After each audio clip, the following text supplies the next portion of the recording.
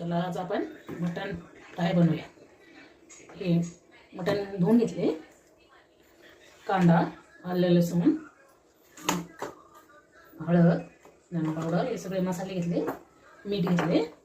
आता आपण कुकरमध्ये शिजवून घेऊया। आधी आता कुकर ठेवला गॅसवर। आता तेल टाकून मीठ घालूया, हळद। आता तेल गरम झाले, आपण त्यात टाकू।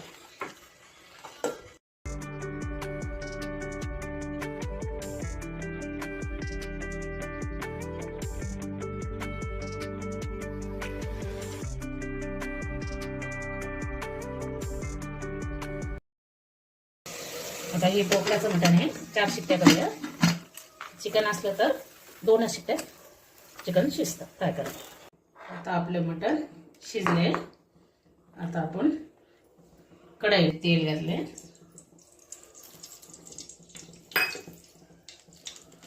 आलं लसूण ठेचून घेतलं, आलं लसूण टाकूया।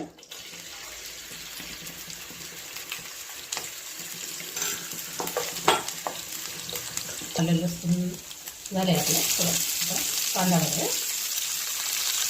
कांदा थोडा लाल होईपर्यंत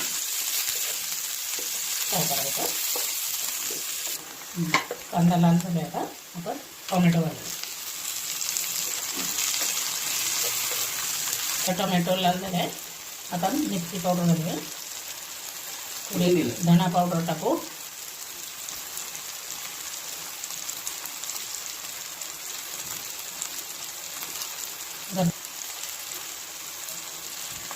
घरचा काळा मसाला टाकूया थोडा। आता आपण हलवून घेऊ,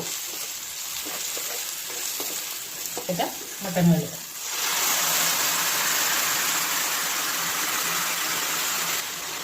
आता हे थोडंसं कढईत आपण परतून घेऊया, नंतर थोडी कोथिंबीर द्या।